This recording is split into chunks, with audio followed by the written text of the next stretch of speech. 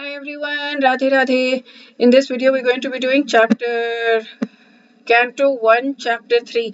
I'm still getting used to how to say the Srimad Bhagavatam books, but I'm very, very excited. It's increasing a little bit. It's scaring me because the first chapter was 23 texts versus the second chapter was 34 and now it's 44. So it's like, okay, it's becoming longer and longer and longer. I hope it doesn't become too long, but I think it's excellent. It's okay. I'm just reading the texts anyways. I'm only reading the translations, not the commentary, so it should not be too long. Even if it takes an extra 5 minutes, that's fine. Okay, so let's begin. Let's call out to Bhagwan Shri Krishna. Om Namo Bhagavate Vasudevaya. Om Namo Bhagavate Vasudevaya. Om Namo Bhagavate Vasudevaya. Dear Bhagwan Shri Krishna, please help us absorb the contents of this chapter and understand them to the best of our ability and serve you to the best of our ability. I think this is the difference now in my words. I'm not just saying I want to understand them so that I can come closer to you, so that I can get bhakti for you, but I'm reading this to serve you. Listening to Hari Katha, reading your books is the goal of that is to serve you. And an even deeper meaning that I had understood is that everything that I'm doing during the day, I'm sleeping so that I can chant. That this was a few weeks ago. Is this realization came that I want to do everything so that I can chant properly. So the sleeping is so that I can chant. The eating is so that I can chant, so that I can be focused and not be tired and not be hungry and not be all these are distracted, but just sit and chant with optimum concentration and deep devotional feelings. I'm pulling from the Living Name book, Sachidanand Maharaj. So yeah, chant with optimal concentration and deep devotional feelings. So that was a few weeks ago, and now yesterday or something, it was that I want to do everything else, including this reading of the Srimad Bhagavatam and this book that I'm reading and these lectures of Hari Parshad Prabhu that I'm listening to. All of this I'm doing also to serve, because we're serving Hari Katha, we're honoring Prasadam, so that we're serving Prasadam, it's Prasadam Seva, and all of this Seva is the ultimate thing is so that I can do the Nam Seva, which is chanting, the service of chanting the holy names with utmost concentration and deep devotional feelings. So yeah, please help us, please help me read these texts so that I can chant better. I don't want to say us because I don't know what you'd like from your prayer, so please feel free to have your own prayer, and this is my prayer, and if it inspires you, you can use this. Otherwise, whatever prayer feels right from your heart, you can say. So please help me read this so that I can read it with a mood of service to you, and so that I can chant better and do Nam Seva, so that I can chant better in service to you. Everything is in service. Okay, so let's read the verse. Let's start it and let's start reading the texts. Chapter 3, Krishna is the source of all incarnations. Text 1. Suta said, in the beginning of creation, the Lord first expanded himself in the universal form of the Purusha incarnation, and manifested all the ingredients for the material creation. And thus, at first, there was the creation of 16 principles of material action. This was for the purpose of creating the material universes. I just need to turn off the heater. Give me one moment. Oh, I forgot to turn on the screen. Okay. Yeah. So in the beginning of the creation, the Lord first expanded himself in the universal form of the Purush incarnation and manifested all the ingredients for material creation. And thus, at first, there was the creation of 16 principles of material action. This was for the purpose of creating material universes. So there's a whole list of things that I've studied in cosmology. I think the details are going to come in later in, I don't know, later chapters, later cantos as well. But this is kind of okay. So there are 16 principles of material action that are created. And I think that there's Garbhodakshai Vishnu, Mahavishnu, Karnodakshai Vishnu. One of them is Mahavishnu, and Karnodakshai Vishnu, Garbhodakshai Vishnu, Kshirodakshai Vishnu. So there are these three, and I'm not sure which is which because I get confused. I have to listen to this cosmology lectures, series of lectures twice now, but I'm still confused about who is who and what is what. But anyways, when the universe is created, there are 16 principles of material action that are created. Text 2. A part of the Purusha lies down within the water of the universe, that's Mahavishnu, and from the navel lake of his body sprouts a lotus stem. Oh, no, I don't know. That's not Mahavishnu. And from the lotus flower atop this stem, Brahma, the master of all engineers in the universe, becomes manifest. So that's Vishnu. From the navel of Vishnu comes a lotus flower, and then Brahma is manifest from there. Text 3, it is believed that all universal planetary systems are situated on the extensive body of the Purusha, but he has nothing to do with the created material ingredients. His body is eternally in spiritual existence par excellence. All universal planetary systems are situated on the extensive body of the Purusha. So all universes basically, I think, but his body is eternally spiritual. Text 4, the devotees with their perfect eyes see the transcendental form of the Purusha who has thousands of legs, thighs, arms and faces, all extraordinary. In that body there are thousands of heads, ears, eyes and noses. They are decorated with thousands of helmets and glowing earrings and are adorned with garlands. Oh, okay. Text 5, this form, the second manifestation of the Purusha, is the source of indestructible seeds of multifarious incarnations within the universe. From the particles and portions of this form, different living entities like demigods, men and others are created. Okay. So from these 16 forms, I think earlier said, there are different living entities are created. First of all, this in text 6, in the beginning of creation, there were 4 unmarried sons of Brahma, the Kumaras, who, being situated in a vow of celibacy, underwent severe austerities for the realization of absolute truth. I think this is a summary, and we're going to get to know much more details about this in the future chapters, cantos, and things like that. So I'm not going to worry because I'm very, very confused right now, and I don't know what because I know some things about the cosmology, and this just seems very confusing. But okay, there were Brahma had 4. Brahma, he did not have a wife, I think. So his sons came. I don't know how the sons came. The sons were born, and then they made a vow of celibacy and underwent severe austerities for the realization of absolute truth. Text 7: the supreme enjoyer of all sacrifices accepted the incarnation of a boar, the second incarnation, and for the welfare of the earth, he lifted the earth from the nether regions of the universe. So this is, I'm assuming Krishna accepted the incarnation of a boar, Vara avatar. Text 8, in the millennium of the rishis, the personality of Godhead accepted and the third empowered incarnation in the form of Devarshi Narad, who is the great sage amongst demigods. He collected expositions of the Vedas which deal with devotional service and which inspire non-fruitive action. Bhakti and Karma Yoga. Text 9, in the 4th incarnation, Lord became Nar and Narayan, the twin sons of the wife of King Dharma. Thus he undertook severe and exemplary penances to control the senses. Okay.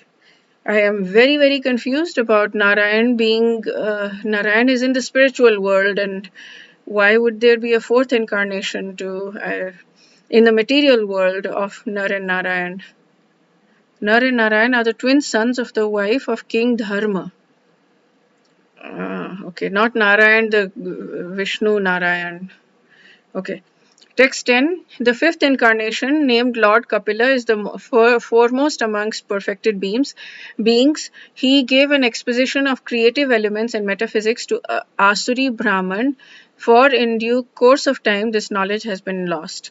I think Lord Kapila was born to Kardama Muni and Devahuti, if I'm remembering correctly. Text 11. Sixth incarnation of the Purusha was the son of the sage Atri. He was born from the womb of Anasuya, who prayed for an incarnation. He spoke on the subject of transcendence to Alarka, Prahlad, and others, Yadu, Hayyaha, etc. Text 12. The seventh incarnation was Yagya, the son of Prajapati Ruchi and his wife Akuti.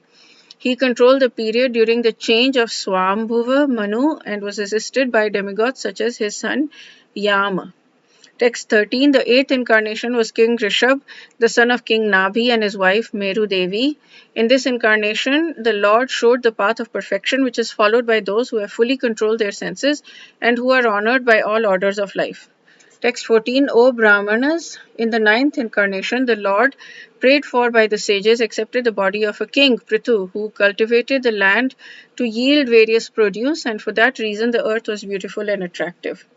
Text 15. When there was a complete inundation, after the period of Chakshusha Manu and the whole world was deep within water, the Lord accepted the form of a fish and protected Vaivaswata Manu, keeping him on a boat.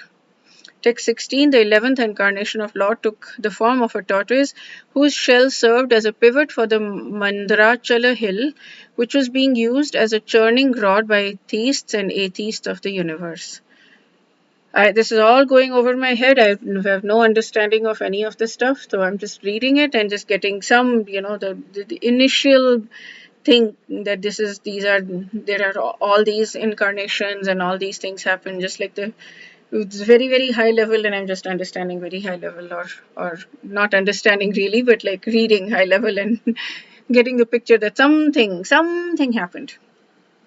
In the 12th incarnation, the Lord appeared as Dhanvantari, and in the 13th, he allured the atheist by the charming beauty of a woman, and gave nectar to the demigods to drink.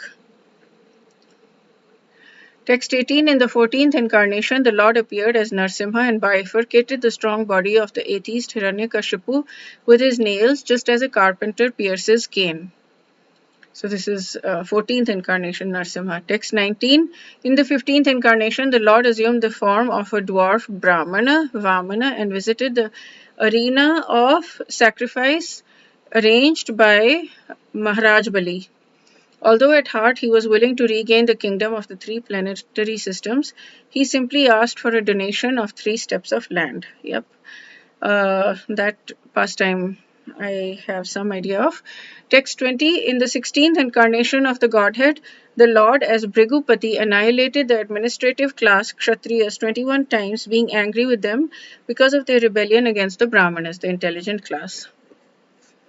Text 21. Thereafter, in the 17th incarnation of Godhead, Sri Vyasadeva appeared in the womb of Satyavati through Parashar Muni, and he divided the one Veda into several branches and sub-branches, seeing that people in general were less intelligent.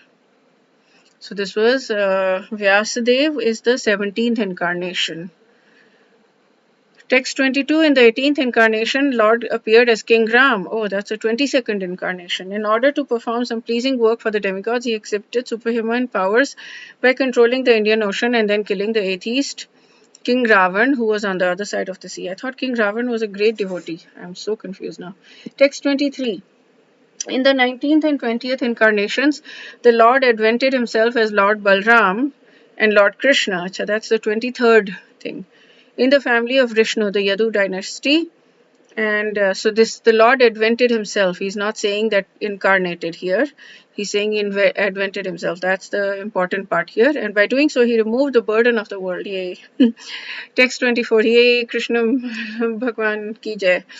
Text 24. Then in the beginning of Kali Yuga, Lord will appear as Lord Buddha and the son of Anjana, the province of Gaya, just for the purpose of deluding those who are envious of the faithful theist. Okay. Text 25. Thereafter, the conjunction of 2 yugas, Lord of the creation will take birth as Kalki incarnation and become the son of Vishnu Yasha. Achha, Chaitanya Mahaprabhu is not here. That's sad. At this time, almost all the rulers of the earth will have degenerated into plunderers. I mean, at this time, the Kalki avatar is going to be, I don't know how many lakhs years, right? 4 lakh years or something. And we're only at year, I don't know, 500? No, 5,000? 5,000, is it? 500 years ago Chaitanya Mahaprabhu came, but I think we're at year 5,000. So 4 lakh years is like so crazy, and already the rulers of the earth have degenerated into plunderers. What is it? What is he talking about at the end of the thing? It's already there. The governments of this world are crazy plunder. It's horrible, horrific. I don't even want to go there. Okay, 26, text 26. O Brahmanas, the incarnations of the Lord are innumerable, like rivulets flowing from inexhaustible sources of water. Text 27. All the rishis, manus, demigods, and descendants of Manu, who are especially powerful, are plenary portions or portions of the plenary portions of the Lord. This includes also the Prajapatis. Okay, innumerable incarnations of the Lord. So these are not exactly 22nd, 23rd, they're specified here, but they're innumerable, infinite incarnations of the Lord. Text 28, all of the above mentioned incarnations are either plenary portions or portions of the plenary portions of the Lord, but Lord Sri Krishna is the original. Oh, this says in Srimad Bhagavatam clearly, 1.3.28. But Lord Sri Krishna is the original personality of Godhead. All of them appear on planets wherever there's a disturbance created by atheists. The Lord incarnates to protect the theists. Text 29. Whoever carefully recites the mysterious appearances of the Lord with devotion in the morning and in the evening gets relief from all miseries of life. Text 30. The conception of Virat, universal form of the Lord, as appearing in the material world is imaginary. It is to enable the less intelligent and neophytes to adjust to the idea of the Lord's having form, but factually the Lord has no material form. I'm confused. It doesn't... material form, acha, not spiritual form. Spiritual form he does, the Krishna form he has, of course. That's the whole concept of the personalism point of view. Text 31. Clouds and dust are carried by the air, but less intelligent persons say that sky is cloudy and the air is dirty. Similarly, they also implant material bodily conceptions on the spirit self. Okay. We implant material bodily conceptions on the spirit self.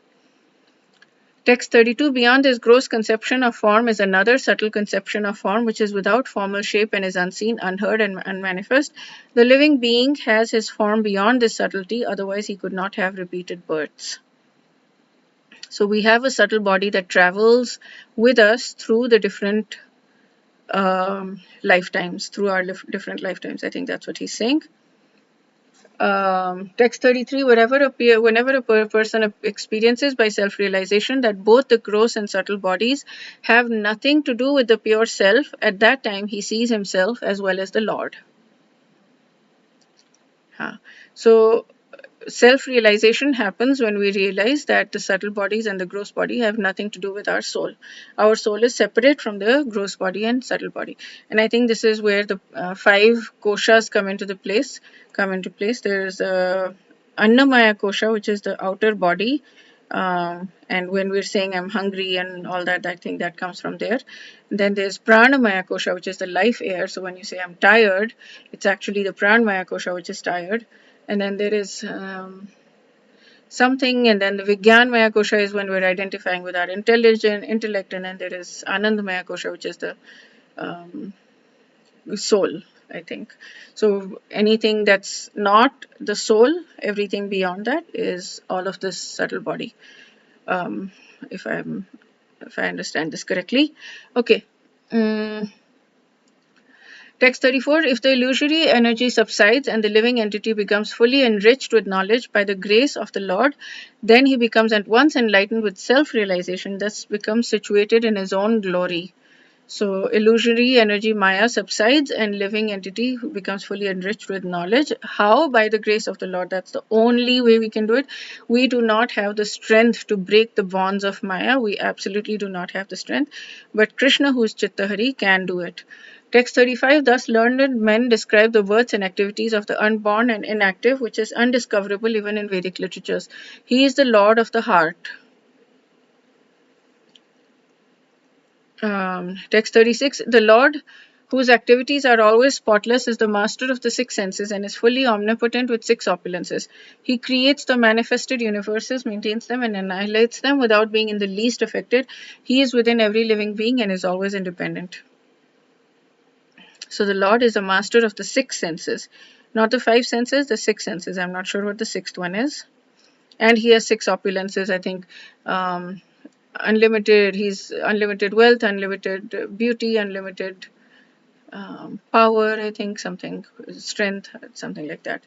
Text 37, the foolish with the poor fund of knowledge cannot know the transcendental nature of the forms, names, and activities of the Lord, who is playing like an actor in a drama. Nor can they express such things neither in speculations nor in their words. Text 38, basically only person who knows the Lord, transcendental forms, names, and activities, are the only ones. I mean, not everyone can know the Lord, and they certainly cannot express about the Lord. Text 38, only those who render unreserved, uninterrupted, favorable service unto the lotus feet of Lord Krishna, who carries the wheel of the chariot in his hand, can know the creator of the universe in his full glory, power, and transcendence. We need Krishna.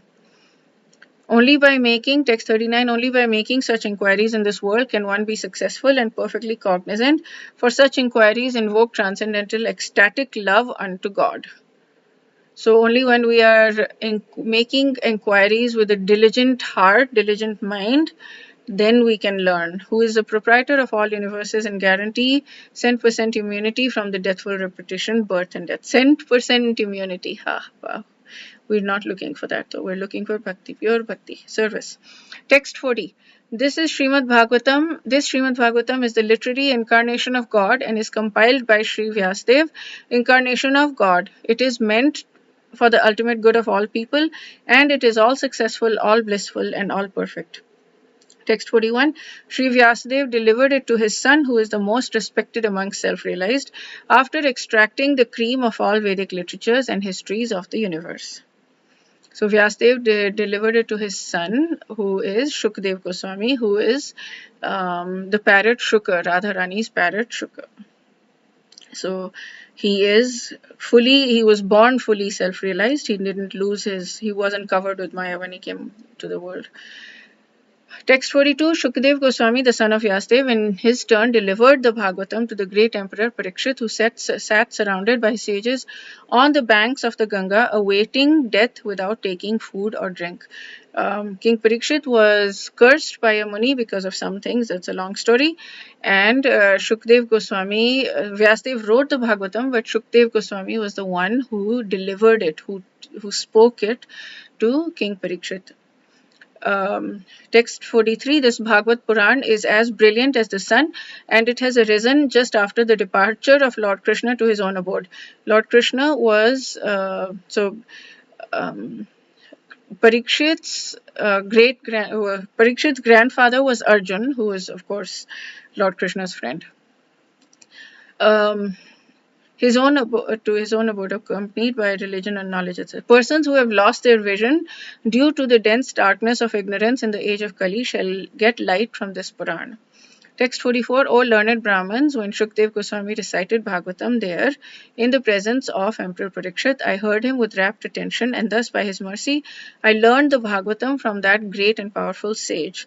Now I shall try to make you hear the very same thing as I learned it from him, and as I have realized it. So, Sutta Goswami was sitting there when Shukdev Goswami was reciting the Bhagavatam, which was written by Vyasadeva.